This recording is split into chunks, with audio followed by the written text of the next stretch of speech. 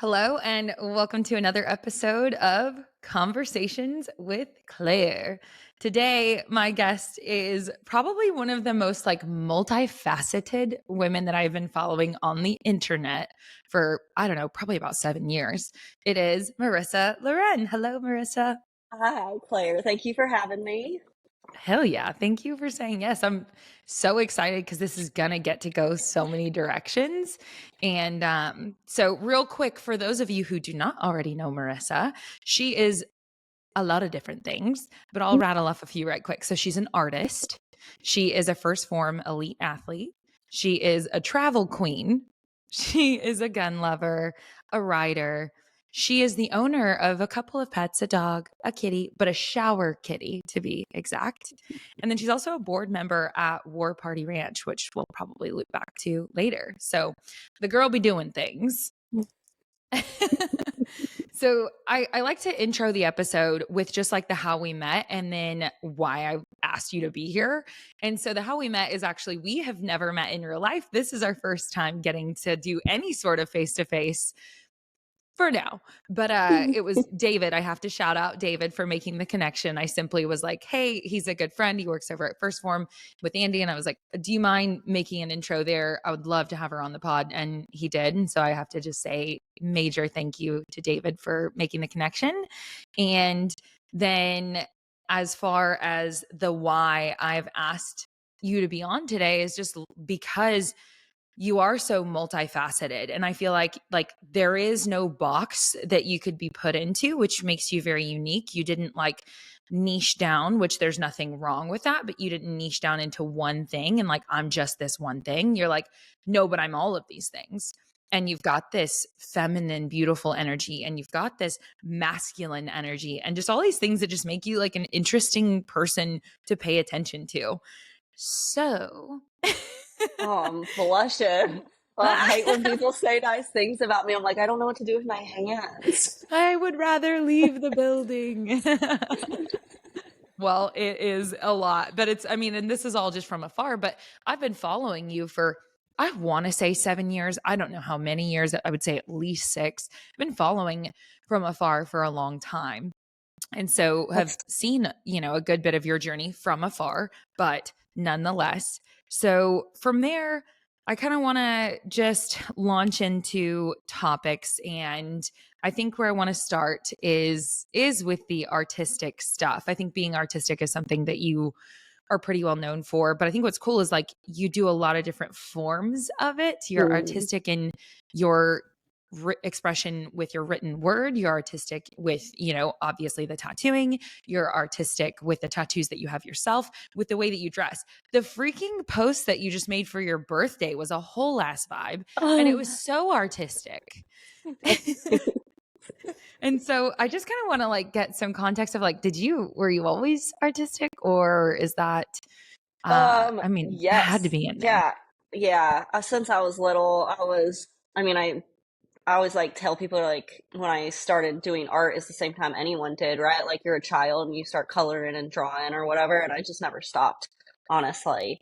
I was always just trying to like recreate little whatever I saw, like Scooby Doo or like cartoons and stuff, and um, doing like okay at it. Like, oh, I actually like get pretty close, and then I'm like, I feel like I can get closer, and then I started taking like fine art acrylic painting classes when I was 8 years old.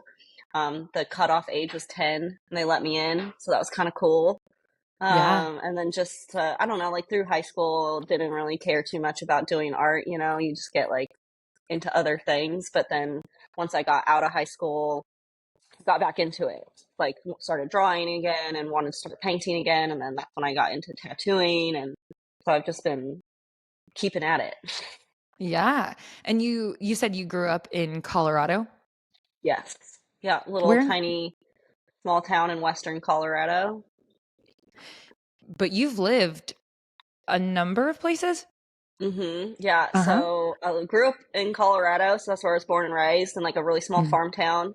And then I moved to Florida, South Florida. I lived in Fort Lauderdale area for a couple years. And then I lived in Las Vegas for 3 years, and I've been in St. Louis for two. And now I'm moving to Phoenix in like 5 days. Are you so excited? Oh my gosh. I don't know if I've ever felt this good about a move. And it's weird because like the way it happened, it wasn't supposed to, and it happened really quickly, but it feels like it was a path I was supposed to take. So Okay. hopefully that's true, and it's not like when I moved here and the universe was like, "Go fuck yourself. You shouldn't be here." Okay, wait, I want to dive a little deeper then into that. Like, how did Phoenix come to be a thing and why does it feel like it's resonating? So in June, my oh gosh, get down. Sorry, that's my dog. That's okay. In June, my business, I opened a private tattoo studio here in St. Louis, and I like sunk so much time, effort, money, just like heart and soul into that stupid space, and it actually burned to the ground in June. Mhm. So it was really traumatic. But when that happened, I had already not wanted to live in St. Louis anymore, but I had given myself a year to figure out where I was going and if it was the right place. And then I was looking at, dang, now I don't have a year. I have maybe a couple months to decide. Like I really had 2, 3 months to decide if I wanted to move or stay longer. And Mm. Phoenix was one of those places that just kept popping up. Like, it was one of the easiest places for me to open another tattoo studio. Oh my gosh, my dog is being a menace. That's okay. Place, place. Freaking velociraptor. Sorry. That's Oh. okay. No, this is not live. We can literally clip it if we want to, and maybe we Oh, will, maybe we won't. yeah. Uh, Ah, yeah, Phoenix was like when I was like researching places, I was looking at like Tennessee, maybe Nevada again, Arizona, and Phoenix was like the easiest place to open another tattoo studio. Like their requirements are pretty much zero. So I was like, well, that saves me like a lot of hassle because because I had to open another temporary studio here in St. Louis, and I'm like 3 studios in like a 2.5 year time frame is exhausting and insane.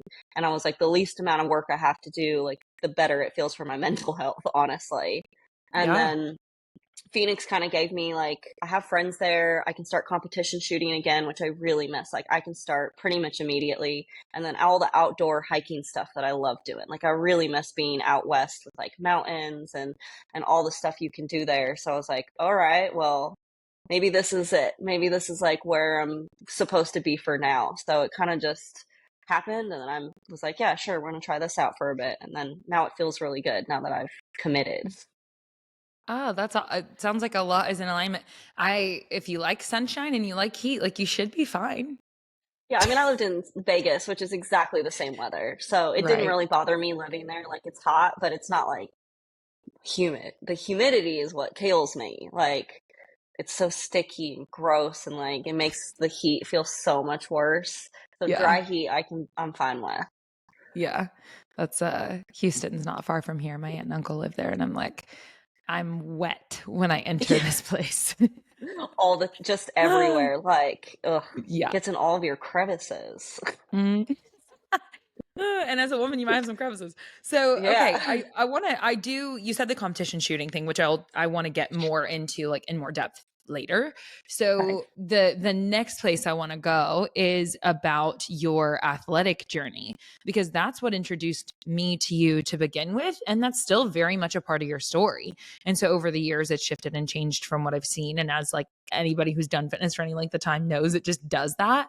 But like what would you say about that journey for you? Like, were you always an athlete or did you kind of come into that in later years? And then there were definitely some people that wanted to know more details about your like dealing with chronic pain and all of the like spine stuff that you do deal with and navigate around it.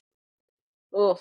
Yeah. So I was an athlete when I was younger. I would say like I played like competition sports or competitive sports all through high school, like up to high school or whatever.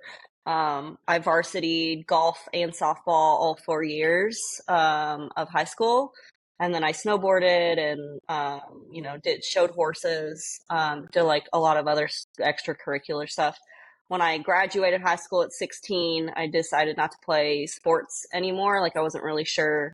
Um, like about where I was going to go to school or what I was going to do. So like, and I had to pay for college, so I couldn't afford to play sports and not work. So when I went to college, my first semester, like within the first 3 months, I gained I got so fat. I really was just like an overachiever with the weight gain. I gained like 55 pounds in the first 3 months, just like drinking, partying. I wasn't working. Like I never worked out, but like I played sports my whole life, pretty much all year round. And it was the first time I wasn't being active, and that really caught up to me, which is like at 17 years old, like my metabolism just was shit. So I gained a bunch of weight, and then that's when I kind of decided like, oh, I think I want to like change this. Like maybe I'll start working out and lifting weights for the first time. And I wasn't really sure how to go about that. So I found someone who was willing to teach me, which is interesting because he ended up being like a sociopathic ex. But he was like what got me into like lifting, and I loved it. And then started bodybuilding. Like I was like, oh, I want to do this. Like it was real popular at that time. I'm trying to think. It was like 2012, maybe. It was like Daniel and Bailey days. Yes, like it was blowing up. Like everyone was doing shows, and so I had friends, like older friends, who had been competing in bodybuilding, and so I was like, I want to do this. Like I want to like commit to bodybuilding. So I started training for my first bikini show. I'm like, I swear to God, you are going to go in the kennel if you don't stop. It's okay. Get a freaking working dog. They're great. They're not psychopaths. Can you place? Thank you. Yep, there you go. Good. Place. Oofed. Good. What's it saying? Bodybuilding. Yep, sociopath. You were about to do your first bikini show. Yes. Yeah, so training for my first bikini show, and that's kind of when I found First Form. Like it was like 2014. They had just started doing their like first athlete searches. And at that time I had to drink a lot of protein, which I hated. And I saw like, I think one of their ads, and I was like, all right, I'll try their products. And I like ordered their protein, and it was so, so good. Like I remember like the first time I drank one, I was like, holy shit, this is actually tasty. Like I would drink this all the time. So then I was like, well, maybe I'll enter their athlete search, because I'm like competing on my first show. Like it's the perfect time. And so yeah, that was like 2014, and did my first show. And then I ended up actually winning one of their athlete searches a few months later, which was so cool and so surreal to me still. Like, especially because like I didn't have Instagram followers. Like I was really nobody. I lived in a really small town and had just started bodybuilding. Like it's so crazy to me. I'm like, I don't even know what they saw. So yeah, I did that. And then right after that, I went and did that TV show, which kind of fucked me because I was training for another bodybuilding show at the time, and I had to put that on hold. And I think it just really kind of fucked my metabolism for sure. Like I went from working out twice a day, eating 6 to 7 meals a day, to being, and I was sober at the time just because of training. And I did that show, and I was stressed out, wasn't working out, was barely able to eat at all, let alone anything healthy, and then no stress release. And then I started drinking again just to deal with the stress. And so like when I got back from that show, like my metabolism was jacked. I was stressed out. Plus there's like a lot of like emotional stuff happening at that time too. And how old were you when all that went down? 23. Yeah, prime time for you to handle stuff well. Yeah. Like you shouldn't have the resources yet. Oh, yeah. I just think like how tumultuous like that whole year, like when I look back, I'm like, holy shit, like the amount of stuff that got packed into just a year time frame was insane. Because yeah, I was in an abusive relationship, literally was trying to get out of that at the exact same time all of those things were happening. And then and then I moved to Florida like right after like all of that stuff happened, which wasn't any better, honestly. Well, and I mean, I don't know enough about it, but if you were in that situation with the relationship trying to get out, and this was an abusive situation, and you're gaining all of this attention, it probably didn't jive super well. And that's an assumption, but God, that's a lot of stress. It was a lot of stress. Yeah. So then I don't know, like, I know I started, there was like a time frame right after I moved to Florida where I was like, um, kind of working out, but not really. And then, like that next following year, so maybe 2015, 16. Yeah. No, 2016 is when I was like, oh, I want to commit to doing another show. And I started working with my coaches again. And that's when I got sick. I don't know what happened. Like, still to this day, like, I just remember I was training from January to June. So my diet and everything had not changed. But the month of June, I gained like 20 pounds in like a couple weeks. Like the first couple weeks of June, I gained like 20 pounds without changing anything. And I was like, felt like I was starving all the time. Like I'd eat like 7, 8 times a day. And I'm like, it feels like I have hunger pains. Like I haven't been feeding myself. And Mm. then like a month later, I felt like I got sick and then I lost 20 pounds in a week.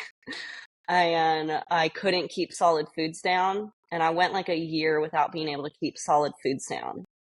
And I was seeing like every specialist you can think of. I was in Florida at the time, so I'm like gastroenterologist, hormone specialist, like OBGYNs, like all of like regular doctors, just anyone that I can see, like trying to figure out what's going on with like my stomach and why I can't eat and keep food down. And I was losing weight and I was like, couldn't even sweep a floor without passing out because I wasn't able to do anything. I had no energy. Yeah. And no one could help me.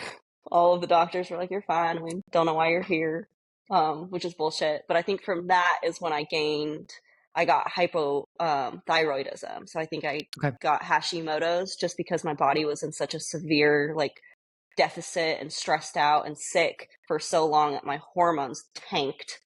And I think because I already have an autoimmune disease, you can get more.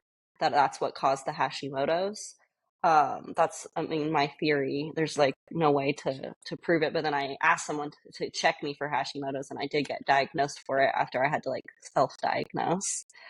So I've still been dealing with like all of that for the last, yeah, since 2016, 17, and it hasn't Mm-hmm. really gotten better. I've just gotten better on like dealing with it. Yeah. Understanding what it Yeah. is. Yeah. And then yeah, I got a bunch of spine issues. So like I almost broke my back when I was 19. So this was like right before I started bodybuilding, maybe. Yeah. God, I have so many fucking problems. It's insane. I compressed all the discs in my spine. I had a snowboarding accident. I like went off a 40-foot kicker that I've done 1,000 times, but I just went off wrong, landed in like a seated 90-degree position and like literally felt my spine like compress. Uh-huh. And Yeah. I ended up losing an inch in height from how severe the compressions were. And then that has just spurred like Oh, multiple herniations and degenerative disc disease like over the years. And like after I moved to St. Louis, I don't know what happened. If it was from like 2020 of like not being able to really lift very much because all the gyms were closed, a little bit of atrophy, and like my discs just kind of like freaked out again. So I was like, all my discs got super pushed out again and herniated further, and I couldn't lift or work out for like 3 months. And then like, so this last like year and a half, I've been rehabbing all of that, which is a nightmare. So I'm just like, yeah. just, Well, you've been living my best life. oh my gosh, everything's fine. I'm just always thinking that like Taped meme together, with the guy with in the room on fire, and he's like, "This is fine." full I'm blown. like, "This is literally my life." Oh my gosh. Well, I mean, that is I actually this has been a day, but I had a podcast right before this as well with this he's a coach. He's just like this like spiritual being is like the way that I Mm. like he's so cool. Anyway, and we were talking about life stuff anyway, and he like was saying with it like adversity is the gift, and so like he was at 8 years old, placed into special education and literally graduated out of special education when he didn't actually like need to be. And he's Black, and there were just things like stacked against him. Right. And so Mm-hmm. anyway, in his adult life, like figuring out how all of those things that were adversity, that were hard, has actually been the gift. And so, as much as that's really like frustrating. Like I'm like, oh, that checks, like some of the things that have spurred the biggest growth that's been good in my life has been like the bad shit. Oh yeah. And so you do post about your training because like you're somebody who's figured out that like moving your body helps you deal with life. And Yeah. so you're kind of doing like belt squat I've seen and things like that to just kind of work around like spine loading and things like that. So like I guess, just with all of the disease stuff and then all of the like, I mean, with your diet, like what does health and fitness look like for you today as you have to figure out how to work with what you've got right now? Yeah, so I've started, well, like diet has been like a big thing and I could always do better at it, but I really try to focus on like anti-inflammatory diets. Anyone with an autoimmune, that is a really good way to go. Like I think my biggest problem, even with like my spine issues, is that my body doesn't really heal itself right now. Like my Mm. immune system is literally working against me. So with my disc problems, I'm always like, I bet they would be better if my freaking immune system would just heal a little bit.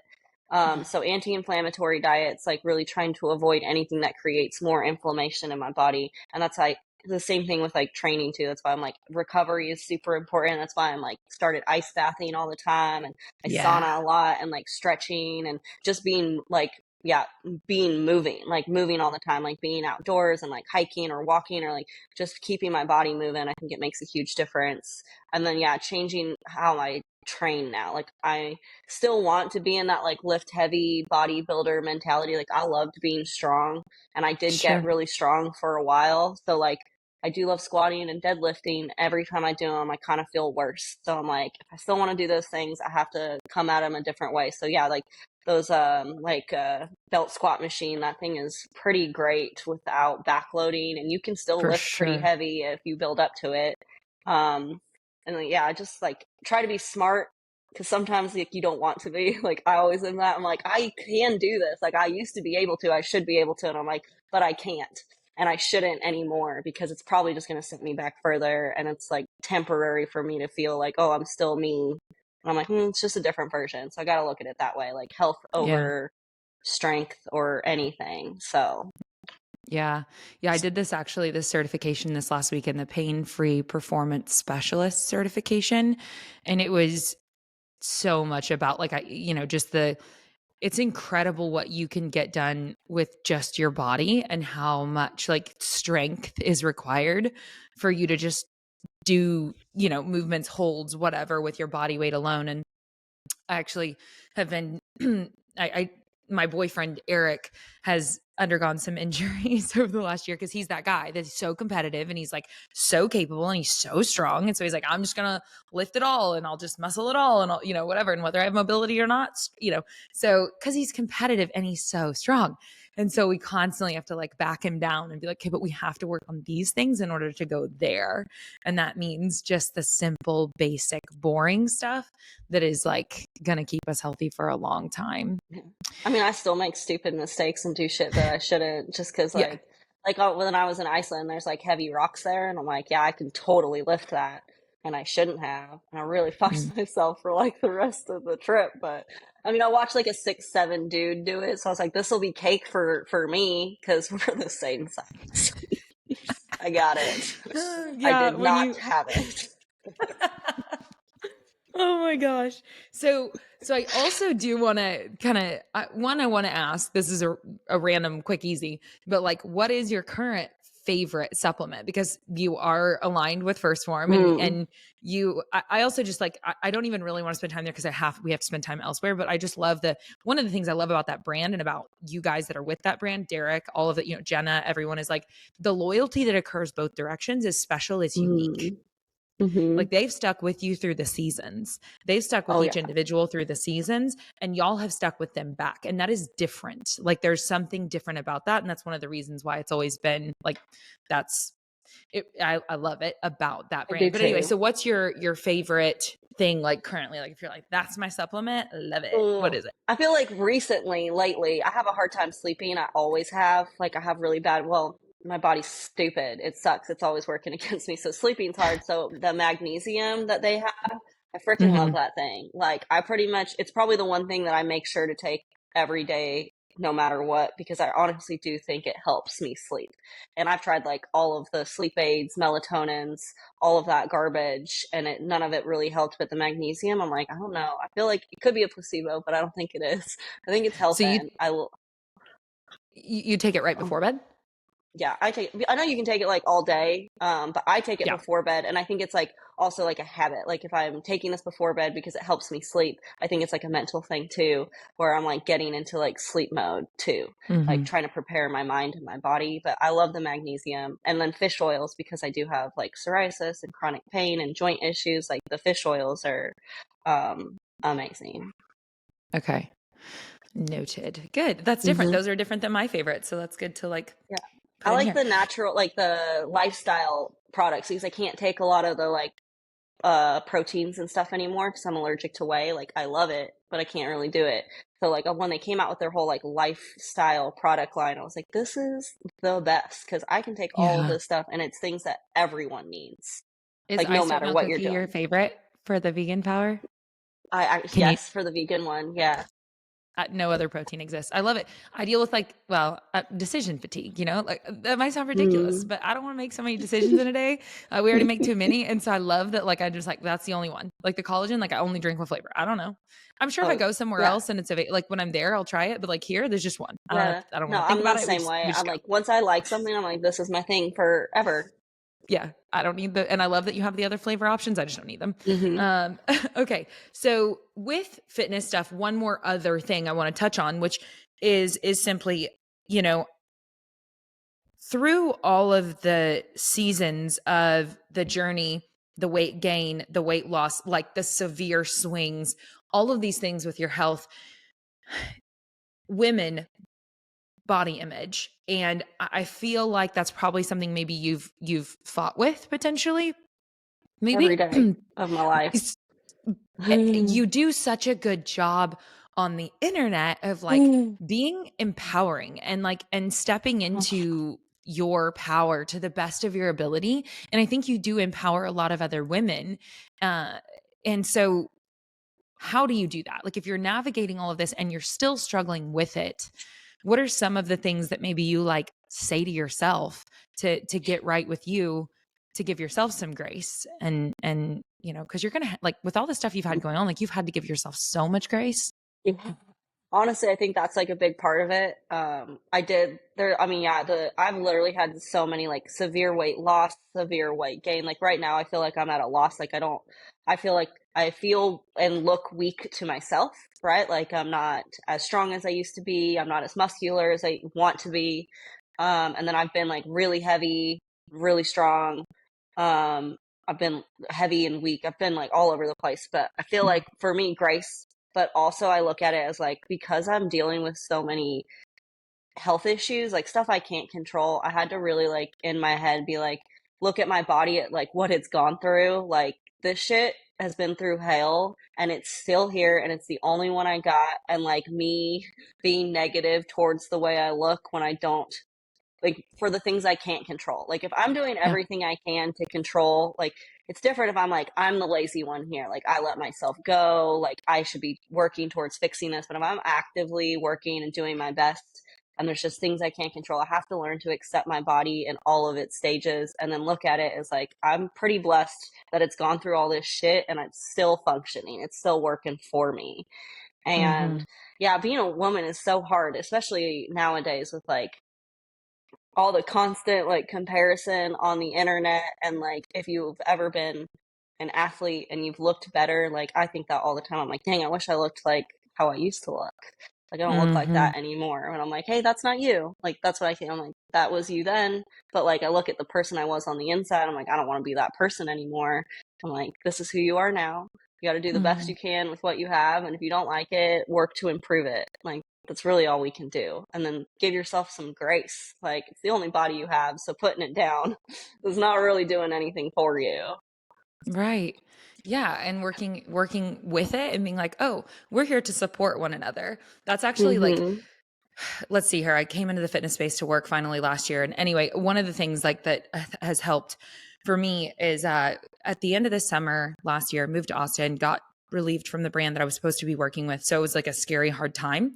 And I'd been disconnected from my recovery community and there was a lot of change going on in life.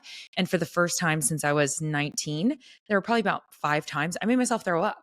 Like I literally, and the first couple times didn't even notice it happened. I don't know where my brain was, but then finally a couple times in, I'm like, whoa, whoa, whoa, what are we doing here?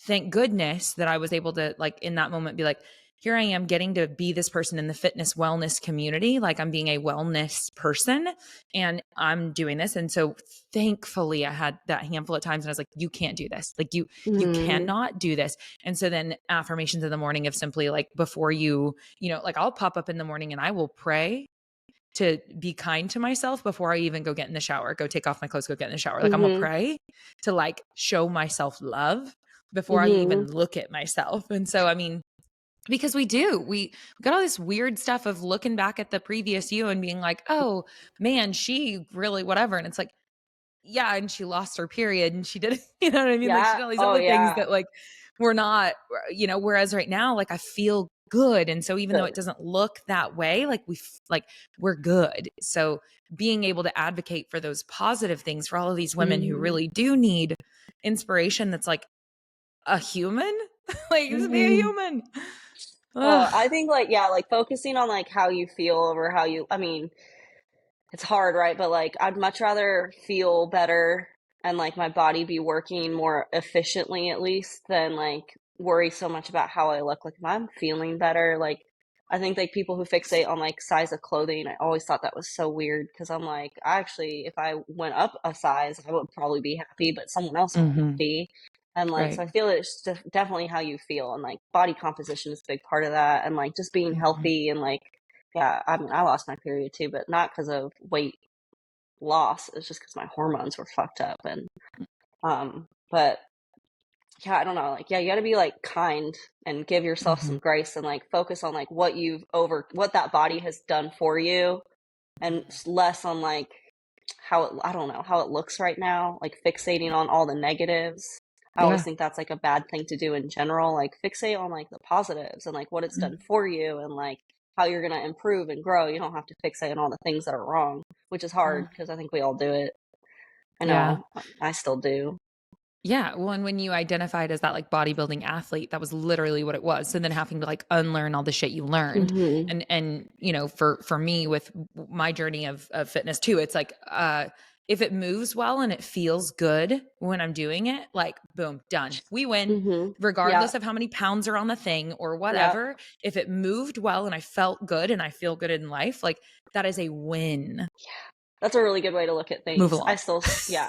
I know. That's a great way to look at it. Because sometimes, like, even when I'm lifting, I'm like, this is really lightweight. And I'm like, but I know I can't do more. And if it feels good and I feel like I'm working hard, then I'm good. That's like, that's all I need. Yeah. Okay. So I do want to transition now over to, because we've got a couple of other topics I really do want to spend time on. You mentioned getting back into competitive shooting. Yes. Yeah, I just had a conversation yesterday about it. Tell me more. Yeah, you can keep. Yeah, what were you gonna say? Women empowerment and being, comfortable with weapons and things like that. Like I feel like are a literal icon for that, and thank you for that. And so, how'd you get into that, and why do you do it, and just kind of tell me about it. Okay. I mean, I grew up on a farm, so there was always guns around, like everyone I knew hunted. But I didn't learn how to properly shoot until I moved to Las Vegas, honestly. Like I had shotguns and I knew most like how to be safe with a weapon. But like being competitive and being like not accurate is not the word Proficient. I'm looking for. Yeah, proficient, like being intentional with like my skill set. When I moved to Vegas, I had already been interested in competition shooting. Like I had seen people do it and I'm like, gosh, that's so cool. I don't know how you get into that, right? I moved to Vegas and I just like within a week of moving there, I met someone who was like, oh, I do competition shooting. And I'm like, really? Here? And they're like, yeah, like you want to come? And I was like, I do. I sure do. So like they were willing to like kind of teach me, and I had didn't have a lot of guns, honestly, at that time, because when I left Colorado, my ex took all my guns. So I had like my concealed carry pistol, which is like not something you want to shoot competitions with. I went and they were like practicing with them, and like some of the guys I met were like letting me borrow their guns and their gear and like teaching me how to do it, and we would practice, and I just like fell in love with it. Like I loved, again, like being a competitor. Like I hadn't been training for anything. I wasn't able to compete in bodybuilding or anything anymore, and I was like, oh, this is something that gives me like a purpose, and I Mm-hmm. love getting better at this, and I want to continue doing it. So I started training with them, and like they're really good shooters. Like one of actually my friend JJ, I had talked to him yesterday.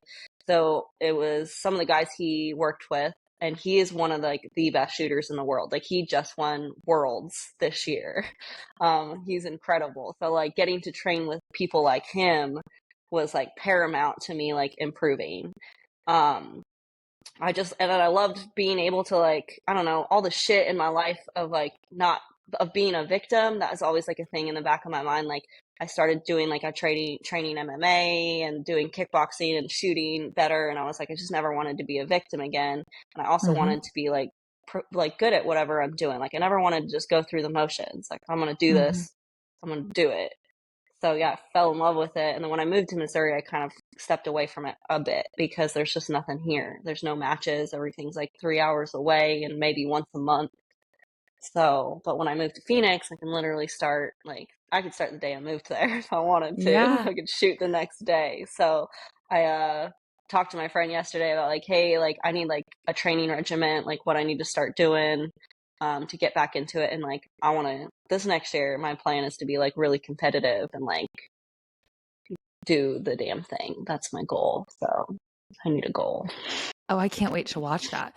I actually am going to go to my first event that's like it's like a gun is coming out, and I'm so like I'll have to talk to you about it later. I am so excited about it. Just because I grew up around weapons and and had used anyway. I have always enjoyed them. I mean, for me, I'm like, wait, who doesn't like to shoot a handgun? Like, I don't know. Yeah. I mean, if you like, it's like fun. It But I is did date fun. a competitive shooter at one point and quickly learned that I was a buffoon with a weapon in comparison to people who are good at it. I um, mean, honestly, if you're not training that way, you yeah. really have no clue. Like it's crazy the amount of times I've been to a shooting like match and like cops will show up in it because anyone can go, right? It's not like you have to be a professional shooter. Like anyone can go if you have like the right gears or the right gear or whatever. And I watch cops come and I'm like, oh, they're probably gonna be good. And then I'm like, watch them shoot, and I'm like, oh god, I can't believe they give you a duty weapon. Like this is horrible. It's so cringy. And I'm like, it's insane. So I'm like, dang, this is like your job, which is terrifying. But I'm like, then the average person where it's not even their job, like they don't know what they're doing, like, which is also kind of terrifying. Like, I'm a big advocate for everyone who owns a gun to at least take like a class or for basics on how to like manipulate the firearm safely and like how to be more proficient and accurate. Like I just think everyone, if you're gonna have one, you should know how to use it. But that's really not the Absolutely. case. People are like, oh, I Yeah. mean, it's easy to shoot. You just pull the trigger if you want. You're not gonna hit most of what you're looking at, but Yeah. Well, and this is such a good thing to like spend a little bit of time, the safety of the understanding of the weapon and how to be safe with it is like so important. And so for two things, one, it sounds like you got more into it because it gave you this empowerment and this feeling of safety and like I actually am not a victim and I am capable in my mm-hmm. like I can protect myself because there were times where you didn't feel like you could protect yourself. So like to someone listening that doesn't know the first thing about it, but would love the idea of like getting involved with like understanding how to use one or how to use one safely, what would you say to them? Literally every gun range that has like a range, like not just a gun store, but any gun range Mm-hmm. provides classes and courses. Mm-hmm. And then we have the internet where there is 1,000 people online who are doing classes. I mean, you can do your research and figure out who's good and who's not, but I would say first step is like if you have your gun already, or you can go take your concealed carry class, I always think that's a great thing to do, even if you're not going to carry, because it does give you like basic safety and the laws in the state that you live in, which is really important. Mm-hmm. And then sometimes they don't require you to shoot, which I am not a fan of. I would prefer all concealed carry courses require actual shooting too. But then That's take a kind of crazy. I course. didn't know that. Yeah, the ones I've done, none of, like Colorado doesn't require you to actually shoot your weapon. A lot of states don't. And then if you have constitutional states, like constitutional carry, like Missouri and Arizona, you don't have to take a class or get a permit. You can just carry. But Mm-hmm. you can go to any gun range and like sign up for like a basic pistol course or gun safety course or whatever, and they'll give you the basics and teach you how to shoot. And then yeah, online, like I have a bunch of friends who do courses, and there's beginner level courses that anyone can sign up for, and then there's, once you get better, if you at least know what you're doing. I've taken a few beginner courses with some of my friends, and I always learn something new. So Mm-hmm. I think that's like the best way to do it. Like the more you can educate yourself, the better in anything, but especially with firearms, because they are dangerous. Like they're fun and I get it, but like if people make stupid mistakes all the time. Like I think the number one like gun issue is like it's mostly self-involved like shootings, like people doing stupid shit and shooting themselves or shooting someone else. So like that Mm-hmm. can be like mediated if people were just educated on safety and not so stupid. So yeah. Yeah. Well, and I love that you just stated that like you've enjoyed the beginner courses, even as somebody who is not a Yeah, beginner, who has chosen to take them with people who are, like you still pick things up. I think it's so cool. Like you could apply that to any area of life, of like always being a student, knowing that there's always something different out there that you could learn, even, absolutely. even if Yeah, you're I love not being so novice. a good student. I still like, even like I took like a little break from shoot. I know how to shoot, but I have a friend who lives like a few hours away from St. Louis, and he's an instructor and he's a really good shooter. And I went to shoot with him, and we had never shot together. So he's like, "Hey, like, what are you wanting to do? Like, what is your skill level, etc." I'm like, "Just treat me like I don't know what I'm doing." And I got there, and he was like, we started shooting. He was like, "Did you fucking lie to me?" And I was like, "Not really. Like, I'm not. I just like that's what I meant. Like, if I want to feel like I'm starting over almost. Like, just like if I have bad habits, like you can tell me, like so I can break them or whatever. Like we all Yeah. have them, or things that I just got lazy with because I haven't shot as much.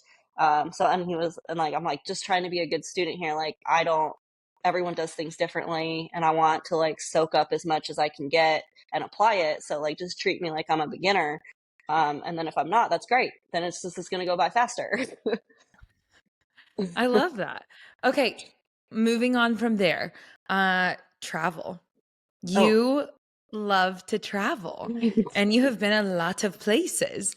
And so I just kind of want to like did you start traveling young? Is that something that you started to do in your adult life? Why do you travel? And then maybe some other stuff. Let's start there. oh yeah. So nope, didn't do pretty much any traveling when I was younger. Honestly, I didn't take a vacation for a really long time. Like, I think I took my real first vacation 2016 or 17, sort of. It was like, it was a work vacation, so I don't even know if that really counts. I went to Australia to work. Like some people, like a shop there paid for me to guest at their shop, so I flew out there and worked. So I don't know if that really counts. It was cool though. It was really neat to experience, but I took my first solo vacation right after I moved to Las Vegas, and I had not traveled or done anything besides work for 10 years, honestly. Like from 17 to 27, besides doing work stuff, I didn't take vacations. And I had always wanted to travel, but my biggest issue is I couldn't find people to travel with me. Like Mhm. the few times that I had tried to do stuff, like people back out or schedules are Yep. weird, and or I got like felt guilty about not working. Like I was around people who would make you feel bad for taking vacation. Like if you're not working, then like what the fuck are you doing? I'm like, I don't know. Okay. So when I moved to Vegas, I had an opportunity to go to Hawaii, and stay at this like condo pretty much for free. And I had tried to invite some friends and no one could go. And I was like, well, then I'm not going to go, right? I'm not going to go travel alone to like that far away. Like that's not going to be fun. And in my head, I was like, why wouldn't you? Like, why wouldn't you just go? it's pretty like all you have to pay for is like your flight. Like it's a beautiful condo on the ocean. Like why would you let that go to waste? So I kind of just was like, all right, we're gonna do this. I had never traveled alone yet. I was still in the whole mindset of like doing things alone was scary. And so I booked my flight and I went out there, and it was literally the best trip I had ever had. I It was so great because I had been to Hawaii a few times when I was younger with my family, and my family sucks. So those trips were really miserable. Like, and they're not active people. Like, they didn't really want to do anything. They don't want to like. They're like sit by the pool and like hang out when I'm like, there's a ocean and a beach, and like we could go Right. hiking and go do stuff. Yeah. And they just so yeah, I got to do all the things that I wanted to do. I went cliff jumping. I did hikes every day. I ate where I wanted to. I woke up and watched the sunrise. Like I have like some family there. So we went and like dove for octopus, went and like just did all, I went horseback riding. Like it just did all the things, and it was incredible and like liberating because I was like, this is what I've been wanting to travel and see the world my whole life, but I've been waiting for people to go with me. And I knew, Mm-hmm. I was like, if I keep waiting, I'm never going to go. So I just went. And that kind of like set off like me traveling more and more. So then I like started doing solo trips and going wherever I wanted. Like I went to Europe for Christmas by myself that like same year, which was incredible. And then like yeah, now I'm like, I love traveling alone, and now I want to like start sharing it with other people. And I'm like trying to see as many places as I can because it Mm-hmm. really does change you. Like every time I go somewhere new or do new things, like I feel like the amount of growth you experience with new cultures, new people, new mindsets, there's just nothing like it. How do you budget for it? I mean, not necessarily your specific finances, but for somebody who Yeah. didn't grow up traveling, who then finally, and like that resonates so heavily with me because my mom was always like, "Can you please not go by yourself?" And I was like, "Yeah." So if I don't go by myself, I'm just not going, and I'm just done not going. And Yep. so we figured out a solution of like me having a Garmin and whatever, Oh, yeah. I'm so that actually she could really, like satellite know yeah, where I am. I'm actually really bad about that. I tell everyone, I'm like, let people know where you are. Like, Hmm. send updates. And when I do stuff, I'm just like, I just go, and people are like, are you somewhere? And I'm like, yeah, probably. I just don't tell anyone. I do the exact opposite of what I would tell anyone else to do. But for So, budgeting, I am just not a thing person. I don't buy things. I've never mhm, been a big thing person. So a lot of people are like, oh my gosh, how do you afford this? And I'm like, this is where my money goes. Like if I know I mhm, wanted to go on a trip, and I did the same thing when I was getting tattooed and I didn't take vacations. Like my vacations were to get tattoos, and I did it the same way. I'm like, well, if I'm doing one trip a year and this is how much it costs, then I have to set this up away for this one thing. Like that's what I do. So like I don't really buy, I'm not like, yeah, I don't buy things. I'm not a thing person. So all my yeah, money goes into budgeting for an experience. And like, yeah, I feel like that's just, I don't know, budgeting. I don't know how people are with their finances, but like, I like to live below my means, and I never like to spend over it. Like, I don't use credit cards. I don't have like any debt, besides the debt I have to have because the government makes me so I can have a credit score. yeah. Stupid. Right. Yeah. I think like one of the things that was cool, I actually learned this from Next years ago, was like if you put the trip on the calendar, you'll figure out a way to make it happen. And so that was like the habit I got into, was like go ahead and like put it on the calendar, and have some, like when you're headed back from whatever the thing is, if you don't have something else on the calendar, figure out what the next thing is, put Hmm. it on there, and then you'll find a way to get it done. And Yeah. so like been testing that for a while, and it's I working. feel like too, if you like have So, like a set amount, like let's say this trip is $3,000 total, like for a week or whatever, and like mhm. depending on how far out it is, like divide it up into how much you have to put away, like whether it's each day or each month, and then do that. Like I feel like that's like a really easy system for saving money for anything. Um, so like I don't know, that's what I like have to do. I'm like, how many days do I have to work to pay for this trip? And then once I make it, I set that away for that. That's it. And then I don't Right. touch it. So Right. Yeah. So what is the favorite place that you like, if you had to pick? Yeah, I know, right? You're like, excuse me. I want to know like current favorite place that you've been and why. And then where are you like desperate to go? It can be more than one. Do I have so just yeah, I don't every place I've been, I feel like it's just different. I don't know if better. There are certain places that I would be more willing to go back to. So I guess those would Uh-huh. be like move up the list, right? Like there's places where like I saw it, it was great. I don't know if I'd ever go back. Uh-huh. That's how I felt about Australia. I'm like, I don't know if I'd go back. It was fine. Did you hop Um, over to New Zealand or did you just go to Australia? no, I would. New Zealand's up there on the list, All and right, I'm a cool. nerd, so like I'm gonna do Hobbiton and frickin' I'll wear a cape even. I'm gonna buy a ring. I don't. Can I go on I'll this do. trip? I just have to warn you though, when I commit to things, I do them. So like, just know if that ever like That's you're yeah. literally stuck with me once I said yes. That's fine. No, yeah, New Zealand's up there for sure. Yeah, Yeah. it looks so beautiful there. And there's so much to do and like so many, because there's like, I think like North and South New Zealand, there's like different options of like what you can do. Mhm. But yeah, New Zealand's definitely up there. I'm trying to think of like top places on my list. Oh, I can't, oh, there's so many. Ridiculous. There's so many. I I know. You know. just I recently really went to Iceland and that's up there I for did. me. Iceland is amazing. I would go back to Iceland. I would like to go in the summer. There's like things that I would like to do that I didn't get to do because it was a group trip, so you don't really have like freedom as Yeah. much. So I would definitely go back to Iceland. I loved Hungary. Like Budapest was incredible. I would go back there too. Hawaii, I just love Hawaii. It's so beautiful, Mm. but there's like lots of other islands I would like to see. It just feels like very homey to me, but I really only Hmm. like one island. I Which don't one? know. There's Kauai. It's the Yeah, okay, best cool. one. Kauai is the one that I'll probably go to later this year. Oh, Yeah. yeah. Well, if you need like a list of things to do, I got local contacts, so I like all the things. I've been there so many Noted. times. Yeah, my cousin lives there, so he's the one I always go hiking with and stuff when I'm there. He's the best.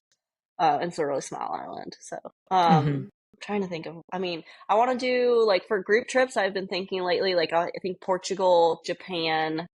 Um, those are like top area, probably like two that I'm thinking for like group trips. I really want to see like all of Europe. There's not a place in Europe I really don't want to see. Like Hmm. I haven't done a lot. Like I haven't seen like Italy or Greece or um Scotland, Switzerland is Ireland, is my Switzerland. boyfriend's favorite place like on the planet. So Yeah, yeah, I he's almost went to Switzerland. I was gonna go by myself for my birthday and go snowboarding, and it's so expensive. So like as a hmm. solo trip, it was like this really doesn't make this is a lot. So I was Yeah. like, I think I need to at least split the room with someone. Like that would at least help, but it's top two for me, honestly. I really want to go snowboarding there. Or I heard actually Italy is cheaper to snowboard, so I may adjust my thinking. But Switzerland, everywhere there is just beautiful. Hmm. Yeah. Yeah. I got some friends that just went and did some snowboarding out in Japan that looked like the craziest shit I've Oh, ever that's seen. cool. Looked Ugh, insane. dang. Uh, okay. And then wait, did you say where your favorite that you've been is? I mean, I said the places I liked Iceland was beautiful. I would go back. So I don't have a favorite I've been. Egypt was Yeah, amazing. that's okay. Turkey was actually really, I just can't choose. They're all so different. I don't know how Yeah, people they choose are. favorites for anything. Like besides kids or pets, like I feel like that's easier to choose than It's like easier say. to choose a favorite child. That's the clear winner. I don't have kids, so people are all like, "How dare you?" And I'm like, you all have favorites, you little You know you liars." do. We don't have to talk about it, but you know you do. Yeah, not everyone's Oh, as honest like my parents were. They were very honest about it. Everyone else is nicer and keeps it on the inside. that's funny. Okay, so what is something that you feel like you are doing well in life that you would like to do better or do more of? Oh my gosh, that's a good question. Am I doing anything well in life? Hmm. Oh my gosh. I feel like for me personally, I don't know if this like translates to other, but like my mental health journey the last 7 years was really important to me. Like I've been single for 7 years, and I sort of by choice, sort of not, but I think it was honestly something I am very proud of that I did. Like Mhm. being more independent, working through like traumas and triggers and a lot of the like stuff I had dealt with that put me on these like patterns of like abusive relationships, and like bettering myself on the inside. Like I'm really actually super proud of that, and I feel like I've done like a decent job of healing a lot of that stuff. I know Mm-hmm. obviously it's like never ending, and I think I can clearly continue doing a better job. Like every day I'm like, you could do better. But I am actually super proud of like how far I've come in the last few years on like making sure that I like self-improvement and actually improving and not just like blaming other people or outside sources for my problems, like fixing the part of me that was also the problem. Mm-hmm. Yeah. Has that been like partially through therapy and stuff like that? Yeah, therapy with other people, a lot of reading, a lot of like self diagnosing, a lot of self therapy, a lot of just like self awareness, like coming to terms with like my part and like the parts of me that were a problem and like fixing those. And then like therapy, obviously I'm like a huge advocate for people getting therapy, but I think a lot of times sometimes you have to do it yourself a little bit too, because if you're not like Mm-hmm. open to actually changing or fixing it, someone can tell you, it's like anything in life. Like someone can give you all the tools and like be Yeah. there for you and hold space for you. But if you're not actually willing to do the inner work, there's no Mm-hmm. amount of, there's nothing anyone else can do for you in that space. So Absolutely. So, and you're a big reader, right? I don't even own a TV. All I do is read. Okay. So what's your favorite like book related to mental health? um, oh gosh, there's a couple that I really like. The two that I've read like in the last couple years that I really, really liked, The Mountain is You, which is about like self-sabotage, which I have really struggled with internally and I kind of still do. I feel like I try to prevent myself from like happiness or feeling like I deserve things. So like that self-sabotage aspect, The Mountain is You was really good for that. The Body Keeps the Score is probably one of my favorite books about trauma and Mm-hmm. like especially like the physical pain you feel. Like I'm always saying like my body is literally in a constant state of fight or flight, and I think that's like another part of like my chronic pain and my body not healing itself. Like I haven't been like a non-stressful state pretty much my entire life. So, especially with like all the like mental and physical trauma. So like that like Body Keeps the Score was really incredible, and like I felt attacked sometimes when reading it. Like there's like some things you read and you're like, "Damn, I feel attacked right now." Yeah. But sometimes you need that, like being called out like calls you forward. So that book was like integral, I think. And I think a lot of people would benefit from it. Like lots of different types of trauma too. Like not just Yep. one size fits all. So Yeah. Yeah, that's actually one that I own that book and I've read part of that book. I've not read the whole thing. I've read it twice. But it's yeah, it's always one of the top recommendations for this stuff and Mm-hmm. like it wouldn't be if it wasn't so freaking good. It's So actually kind of very like good. Untethered Soul is one that comes up with people commonly, you know. I just don't like that book. Me neither.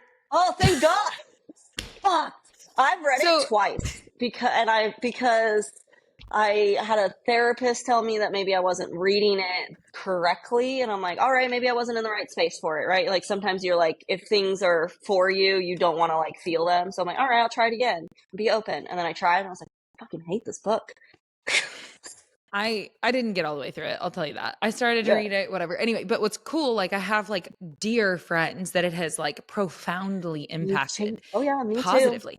So I'm like, I love that it exists. It's like that's what's like so cool about it is like something's gonna resonate with you, and you know not somebody else, and that's okay. But I have other literature that I read that I feel like delivers the same message similarly. But like And so I'm like, for you. but I got that Mm-hmm. over here and I really like the way they said it. And I think you're saying the same thing just in a different way over here. Yeah. Anyway, that's what's like so cool about the literature. And so the Body Keeps Score is another one that like I know so many people who have just been so profoundly impacted by it. And I actually do want to finish that one. But It's good. anyway, Yeah. Okay, so I like to wrap the episodes with one. I just want to say thank you so very much for your time and saying yes. It is just, it's so cool to meet you, and I'm excited to do it in real life. And then there's a lot of stuff packed in here that's going to help some people. So, I always like to end the episodes with 3 things that you are grateful for today. Ooh, okay. I am grateful to be moving out of Missouri. Ooh, Fair. that's top of my list right now, being grateful. Um, I'm very grateful for the people I have in my life right now. I had said this recently, and I'm just trying to be more clear about it with the people I love, but not always have I had people in my life that I think genuinely cared and loved for me. And I do have that currently, and it's a kind of a foreign feeling, but I'm super grateful for it. I'm also grateful for oh,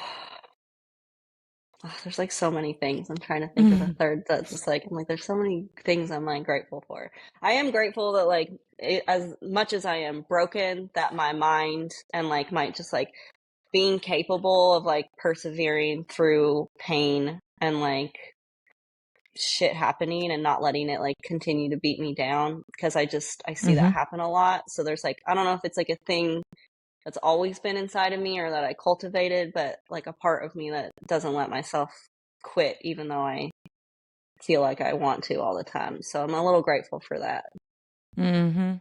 That resilience, and it's like it's taking agency back and being like, "No, I'm not just gonna Mm-hmm. be the victim. I'm going to take agency back," which you've done in so many ways and will I'm continue to trying. do. So, 3 things that I am grateful for. I am grateful for my sobriety today. It's just really helpful whenever stuff happens in life and I can navigate it more peacefully. So, I'm beyond grateful for that. I am grateful for warm weather. It's been warm this week. And anyone who doesn't have warm weather right now, I'm sorry. I don't mean to rub it in your face, but I do love that sunshine and that warmth. And when I can throw on some shorts and rock out. So, the third thing I'm grateful for is just good friends. Like just having friends that whenever you're silent, they know something's up, or anything like that. Like that, like you said, like that's pretty powerful. And people who like can do things like send voice memos where they pray over you. And then I can even receive Oh, that today. yeah. Because there have been years in the past where I couldn't receive that. I could be like, one, nope. Oh, same Yeah. here. And I'm super grateful for people who do that. I have a friend who's a minister and he sends me stuff like that. And I'm like, really Yeah, and I feel appreciative. like it's a superpower to be able to. I also think it's one that anyone can acquire, but I think being able to pray over somebody like that is like, whoa, like that's really cool. Mhm. So, anyway, where can the listener who doesn't already know of you, where can they find you, support you? Well, I only have Instagrams, so I have two separate ones. I have a Marissa.LaRen, which is like my personal one. Sort of, I guess I don't know if it's personal. And then my like art page, which I say is my professional page, is Marissa LaRen Art. And those are the two places you can find me. Yep. And all of that will be in the show notes, guys. And really, if you want to see beautiful content, entertaining content, if you want to read things that are impactful, like I think that's just been my biggest takeaway Oh. from following you is really like what you choose to write, which is really cool because it's such a photo video thing. And so when people have thoughtful captions and are well written, it really stands out. And you've done that for just so long now. So if Oh, you guys thank want to get you. content like that, go check her out. And other than that, we hope that you guys have a beautiful day.